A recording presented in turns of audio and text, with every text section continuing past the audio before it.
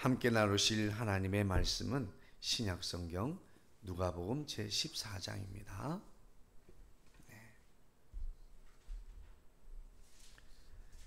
제가 가지고 있는 성경으로는 신약성경 제119면이고요. 신약성경 누가복음 제14장 1절과 7절로 14절의 말씀입니다.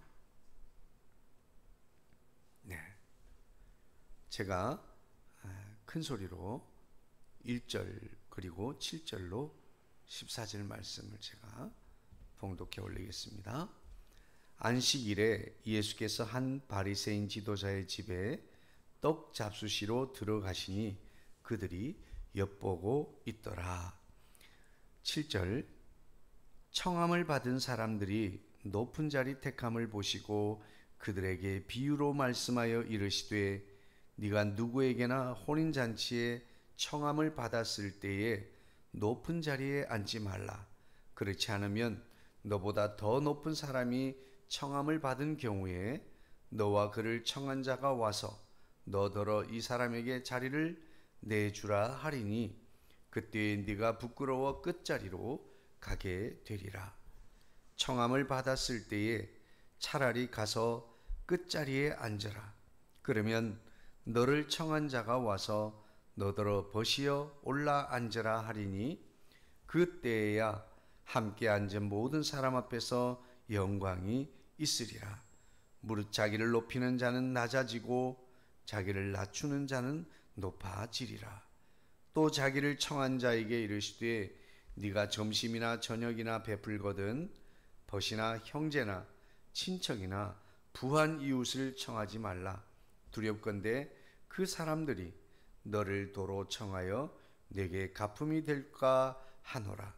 잔치를 베풀거든 차라리 가난한 자들과 몸 불편한 자들과 저는 자들과 맹인들을 청하라.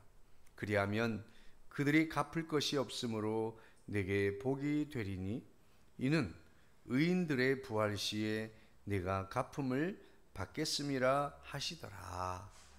아멘. 아멘. 할렐루야. 오늘도 주님의 은혜로 우리가 한 주간 승리한 줄로 믿습니다. 우리 서로 인사할까요? 사랑합니다. 더 행복하셔서 그 일은 잘 될 것입니다. 아멘. 우리 할렐루야 박숙희 권사님, 이장성 권사님, 또 오늘도 하나님께서 놀라운 은혜로 함께 주실 줄로 믿습니다.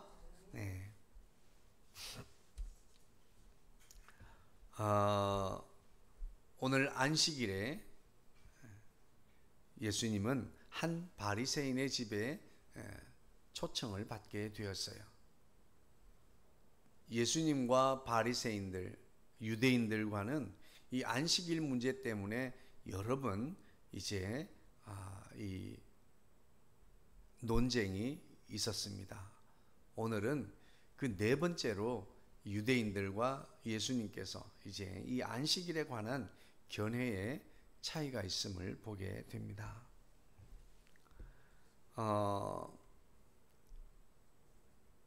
예수님께서 그렇게 말씀하시죠.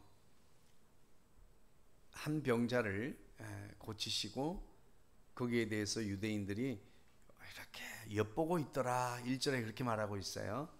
여기서 이 엿본다는 것은 그냥 힐끗힐끗 그렇게 보는 게 아니라 같이 계속 함께 식사하는 자리에 있으면서 함께 그 자리에 있은 동참하여서 함께 있으면서 유심히 그 예수님의 말과 행동 이런 것들을 주목하여 지켜보고 있다는 그런 뜻이에요.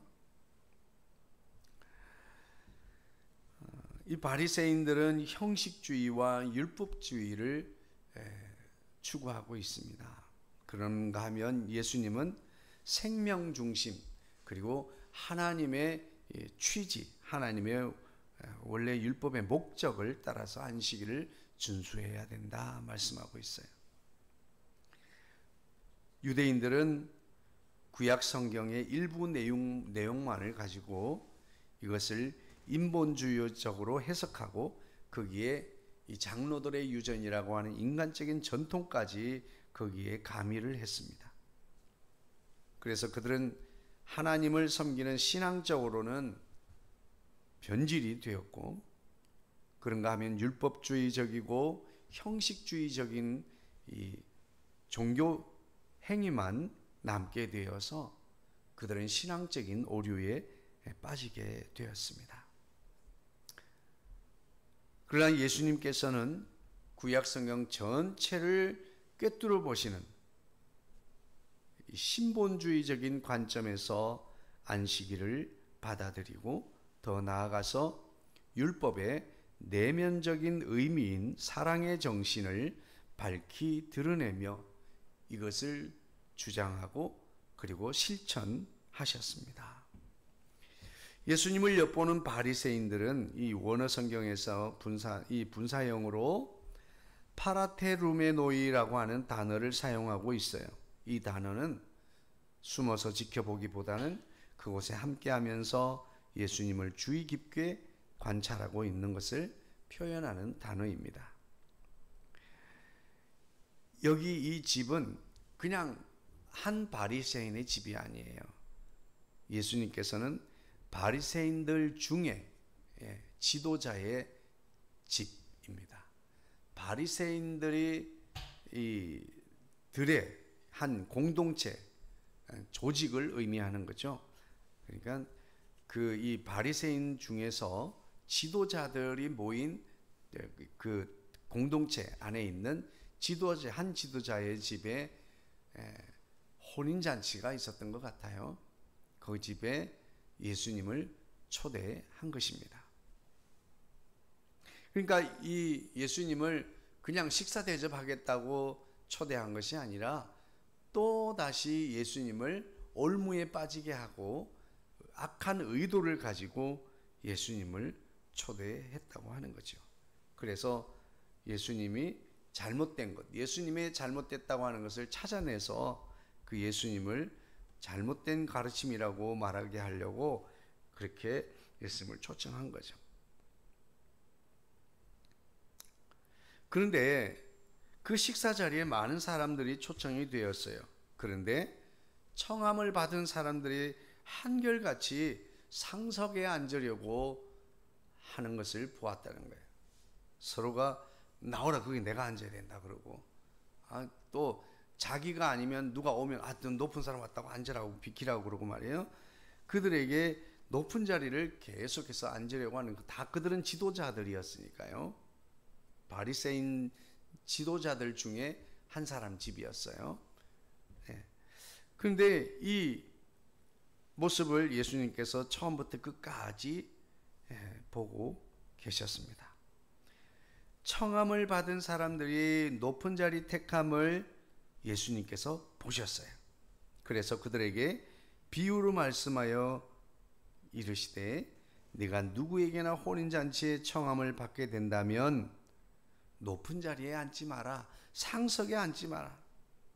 그렇지 않으면 너보다 더 높은 사람이 청함을 받은 경우에 너와 그를 청한, 너는 누구예요? 지금 상석에 앉고자 하는 사람, 그리고 그 이후에 더 높은 사람이 온 그러니까 너와 그를 청한 자가 누구예요? 이 초청한 잔치를 배설한 집의 주인을 말하는 거죠.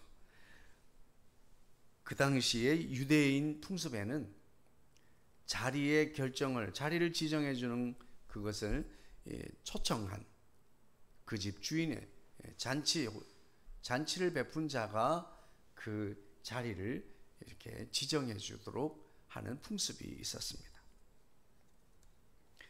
그러나 유대인들은 할 수만 있다면 남들보다 더 이 바리새인 지도자들 중에서 내가 더 높다, 내가 교회를 내가 얼마나 더 먼저 나왔는데 내가 직분이 뭔데 라고 하는, 이렇게 했었겠죠.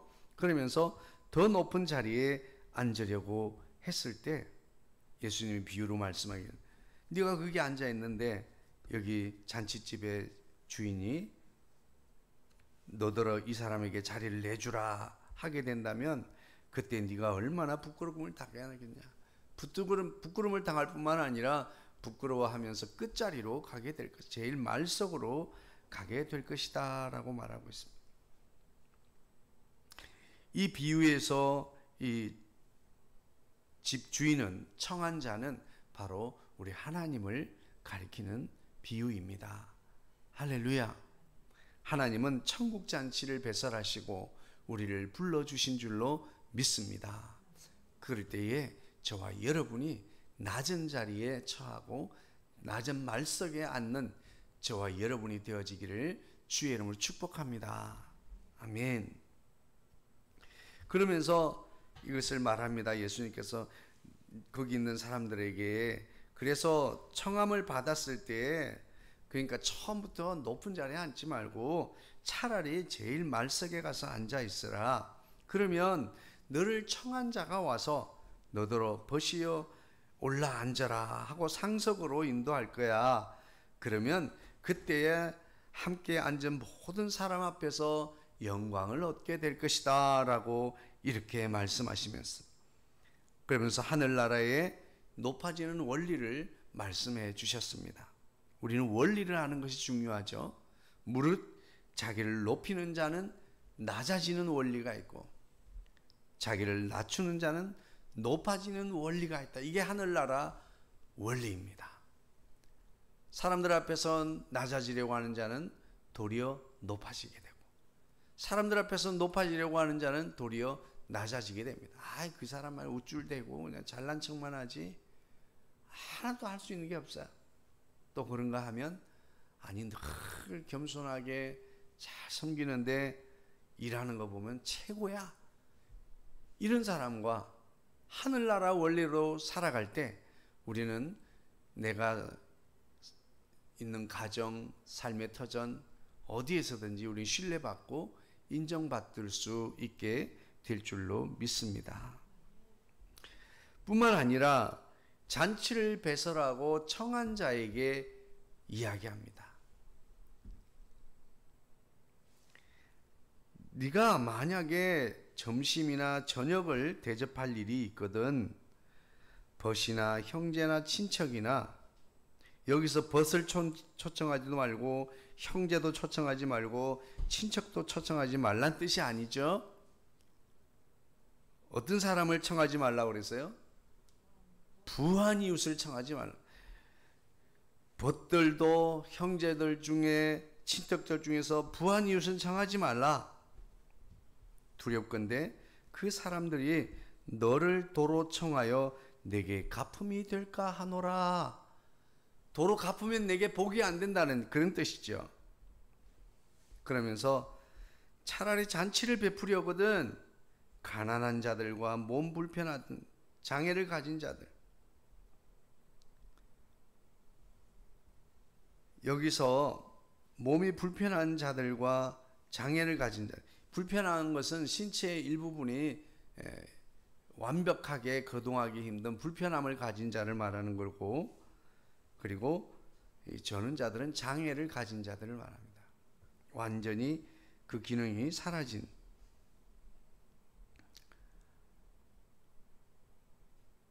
그리고 가난해서 갚을 것이 없는 그들을 초대하라고 말씀하고 있습니다. 그렇게 하면 내게 복이 될 것이다. 왜냐하면 의인들이 부활할 때, 마지막 주님이 심판하셔서 마지막 결정을 하실 때 내게 갚음이 있으리라, 이렇게 말씀하고 있습니다. 할렐루야. 오늘 말씀의 제목이 뭐예요? 그 결정, 저는 설교 준비할 때 설교 제목에는 최종 결정이라고 해놨어요. 근데 두 글자를 고집하고 있는데 세 글자 하는 것도 부담스러운데 네 글자로 설교 제목을 하려니까 그래서 그냥 결정이라고 했습니다. 오늘 말씀은 세 가지로 압축될 수 있어요. 하나님의 말씀을 율법주의적으로, 형식주의적으로 받아들이지 말고 하나님의 사랑의 율법을 따라서 우리는 율법을 준수해야 될 줄로 믿습니다. 예수님은 그 안식일에 병자를 고치고 사람을 치료하셨습니다.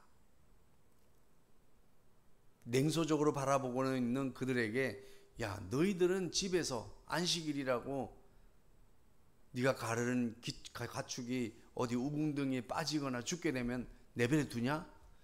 니네 집에 있는 가축은 살려주면서 왜 안식일에 병든 자들은 살려주지 않느냐? 고쳐주지 않느냐? 이렇게 말하고 있습니다. 그 얼마나 당연한 말씀입니까? 그 예수님의 말씀의 논리적인 말씀 앞에서 그들은 이런 방구 대꾸할 것이 없는 거예요. 오늘 우리도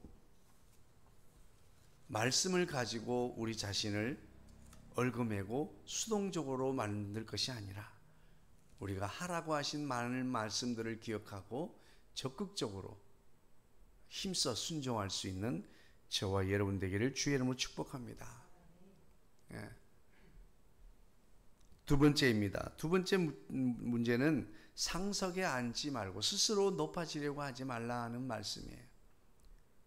우리는 늘 겸손한 자리에 앉을 수 있게 되기를 주의 이름으로 축복합니다. 그런데 여기서 상석에 가지 말라고 한 것은 그 주인의 결정권에 따라서 네가 부끄러움을 당할 수 있다라고 하는 거죠. 그러니까 차라리 말석에 있다가 그 청한 자의 결정으로 너는 좋은 영광을 얻게 되는 그 방편을 택하라 하는 거죠. 주인의 결정을 바라는 그런 사람이 되어야 된다 말하고 있는 거예요. 그런 점에 있어서 우리도 스스로 나 자신이 높아지려고 하는 것보다 하나님께서 높여주시기를 바라는 참된 믿음, 신앙인의 태도로 우리가 힘써 일하고 섬길 수 있게 되기를 바랍니다. 그리고 세 번째는 이제 청한 자의 태도입니다. 그래서 우리가 보상을 받고 그의 대가를 받을 수 있는 그런 초청을 하지 말고 갚을 것이 없는 자에게 대접하라 하는 거예요. 참 이것은 우리의 일상적인 것을 생각해 보면 너무나 이 반대되는 이야기라 참 우리가 감당하기 쉽지 않은 것 같습니다. 이 세상에서는 목적을 가지고 접대하는 접대 문화가 우리나라에는 특별히 유독 강합니다. 유럽이나 서구에서는 이 접대 문화가 그렇게 강하지 않지만 이 아시아권에 있는 특별히 우리나라에는 접대 문화가 굉장히 강합니다. 중국도 마찬가지죠. 관시 문화를 중요하기 때문에 일본에도 마찬가지고. 그래서 어떤 정보를 얻어내기 위해서 우리는 접대를 하는 경우가 있습니다. 지금 우리나라에 보면 그래서 기자의 일을 가졌거나 사업가이든지 투자를 하는 사람이든지 어떤 이런 이 공무원들을 초대해서 접대를 하고 그것을 통해서 거기에 어떤 정보를 얻어내기 위해서, 또 아니면 어떤 사람은 자신의 입신양명을 위해서 정말 세상에 나가서 이름을 떨치고 싶은 사람들이 자신의 승진과 진급 그리고 높아지기 위해서 접대하는 접대 문화가 판을 치고 있어요. 그리고 자신이 속한 기업 혹은 단체에 유리한 점을 선점하기 위해서 접대를 합니다. 기업의 이득을 위해서, 단체의 이득을 위해서. 지금도 얼마나 많은 이런 이 정치를 보면 서로 상대편 진영에 대해서 공격하고 하는 이런 모든 것들, 서로 간의 비밀을 캐내고 또 그 비밀을 가지고 서로 공격하고 이런 일들을 위해서 접대가 지금 일반화되어 있습니다. 그리고 우리 보통 사람들끼리도 서로가 이제 대접을 하고 대접을 받고 하면 한번 대접을 받으면 마음이 부담스러워요.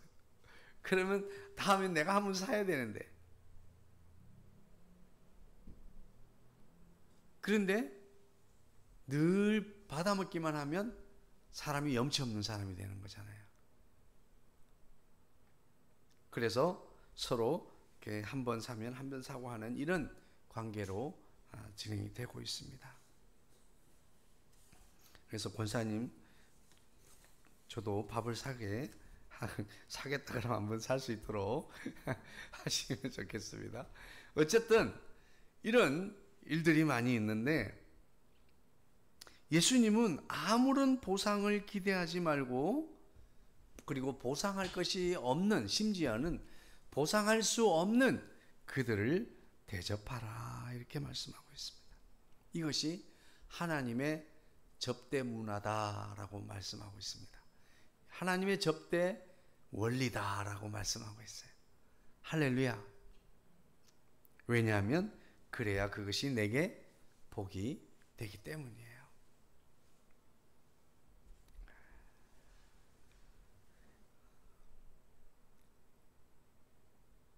오늘 우리는 이 세 가지의 말씀 중에서, 세 가지의 교훈 가운데에서 우리에게 말씀하시는 주님의 말씀은 무엇인가? 오늘 우리는 겸손한 자가 되어야 될 줄로 믿습니다.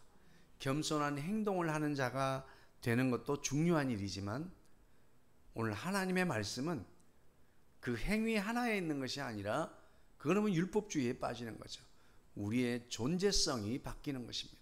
겸손한 존재가 되어야 될 줄로 믿습니다.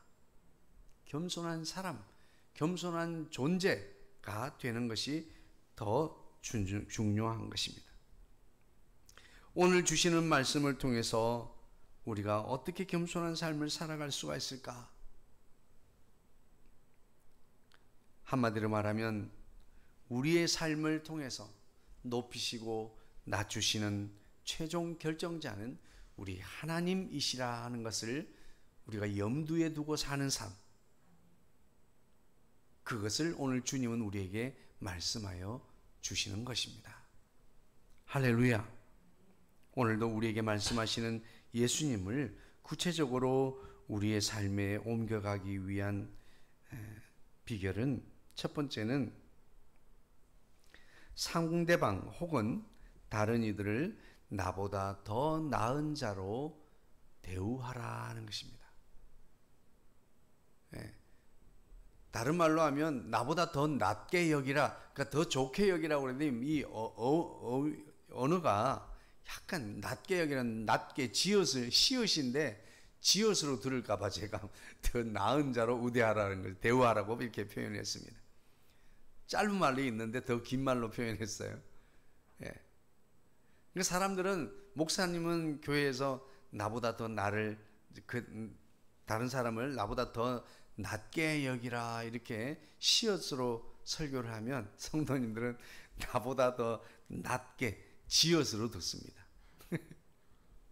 오늘 우리는 내 삶의 현장에서, 가정에서 다른 이들을 나보다 더 나은 자로 우대하고 대우하는 자 되기를 주의 이름으로 축복합니다.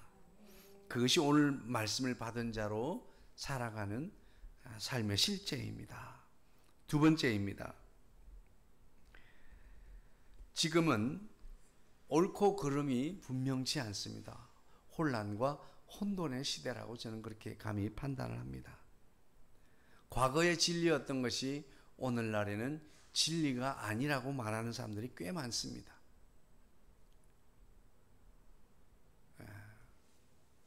과거에 명심보감이라든지 뭐 이런 가르침들을 우리는 진리라고 생각했고, 그리고 그것이 너무나 당연한 것이라고 그랬습니다. 그리고 명심보감보다도 진리이신 하나님의 말씀에조차도 내 부모를 공경하라, 부모 공경, 노인 공경, 어른 공경에 대해서 말씀하고 있는데, 지금은 그것이 뭔데? 라고 의문을 가지는 이상한 시대를 우리는 살고 있죠. 이건 대표적인 예고, 다른 모든 것들 마찬가지입니다. 그래서 지금은 세상 사람들의 진리 기준이 사라져 버렸어요. 그래서 이런 하나님의 진리, 그리고 과거의 전통적인 진리에 가지고 서로 현대인들과 지금 충돌하는 시대를 살고 있습니다. 그것이 여러 가지 문화적으로 크게 충돌하고 있어요. 그래서 누가 옳다 틀리다라고 말할 때 참 이것이 결정하기 힘듭니다. 우리는 하나님의 말씀을 기준으로 삼고 있기 때문에 당연히 하나님의 말씀이 옳지요. 그런데 이 세상에서 하나님의 말씀이 아닌 여러 가지 우리가 어떤 견해가 다른 경우가 많이 부닥쳐 올 때가 있습니다. 옳다고 여기는 자신의 주장과 견해가 틀릴 수 있다고 하는 것을 우리는 인정해야 될 줄로 믿습니다. 우리가 겸손한 존재가 되어서 하나님 오늘 우리에게 말씀하신 예수님의 말씀대로 살아가기 위해서 첫 번째는 상대방이 나보다 더 나은 자라고 하는 것으로 대우하라고 하는 것이고, 두 번째는 그리고 옳고 틀림에 계속 서로의 견해 가운데 나의 견해가 틀릴 수도 있다라고 하는 것을 인정하라고 하는 것입니다. 할렐루야. 이것은 내가 가지고 있는 이 신념이나 견해가 틀렸다고 하는 것이 아니라 이 모든 것들의 마지막 결정을 하시는 분은 우리 하나님이시기 때문에 그래요. 할렐루야. 그러니까 서로 상대방을 욕하고 비난하는 것을 우리는 멈춰야 합니다. 하나님 편에 갔을 때 하나님께서 손들어 주시고 하나님께서 옳다 여기는 자가 진정한 옳은 자고 바른 자입니다. 그러므로 우리가 서로 옳다고 여기는 주장이 충돌할 때 우리는 그럴 수도 있겠다라고 하나님의 결정할 수 있는 그 여지를 남겨두는 자가 되기를 주의 이름으로 축복합니다. 그렇게 생각하는구나. 내 생각하고 다르구나. 이렇게 이해를 하시면 좋겠습니다. 마지막입니다. 세 번째. 겸손한 행동도 중요하지만 겸손한 존재가 되라고 말씀하시는 예수님의 말씀을 우리 삶으로 옮겨오기 위해 첫 번째는 다른 이를 나보다 더 나은 자로 대우하는 것입니다. 두 번째는 다른 이들과의 주장이 견해가 틀릴 수 있을 때 있다고 하는 것을 인정하시고 하나님의 결정을 기다리는 그 문을 열어놓는 저와 여러분이 되기를 원합니다. 그리고 세 번째는 하나님의 보상을 기대하며 섬기는 믿음의 삶을 살아라 하는 것입니다. 할렐루야. 내게 빚진 자, 내게 대접받은 자, 내게 섬김을 받은 자가 보상하는 것은 복이 되지 않으니 하나님이 내게 복으로 보상하실 수 있도록 하나님의 보상을 기대하며 섬기는 믿음의 삶을 살자 하는 것입니다. 할렐루야. 결국은 세 가지를 말씀드렸지만은 네가 더 높은 자에 앉아라 말하라 하는 것은 그 집의 주인이 청한 자가 결정하는 것이라고 했습니다. 오늘 우리를 천국으로 초청하신 하나님께서 우리의 삶을 높이시고 낮추시는 것은 우리를 초대하신 청하신 하나님의 손에 달려있는 것이에요. 할렐루야. 그러니까 내가 스스로 높아지려고 하기보다는 우리를 높이시는 하나님을 바라보는 저와 여러분이 되기를 바랍니다. 마찬가지입니다. 오늘 각 정당 간에 서로 간에 다른 진영에서 서로를 비난하고 보수적 가치를 가진 사람들은 새로운 진보적인 가치에 대해서 비난합니다. 또 진보적 가치를 가진 사람들은 보수적인 가치를 가진 사람들을 비난해요. 오늘 우리는 이 비난 중에서 서로를 죽일 놈이라고 하고 실제로는 우리가 전쟁 때는 인민재판까지 했잖아요. 이런 것들을 우리가 무엇이 간데 우리는 결정할 수 있는 최종 결정권자가 아닙니다. 하나님께서 최종적으로 우리를 바르다, 의롭다 인정하실 분이 하나님이신 줄로 믿습니다. 그러므로 우리는 서로 다양성을 인정하는 가운데에서 하나님의 말씀, 하나님의 결정만이 옳다고 하는 이 믿음을 가져야 될 줄로 믿습니다. 세 번째입니다. 우리는 하나님께서 내 모든 섬김과 헌신을 복으로 바꾸시는 그 보상을 기대하는 믿음의 삶을 살아갈 수 있게 되기를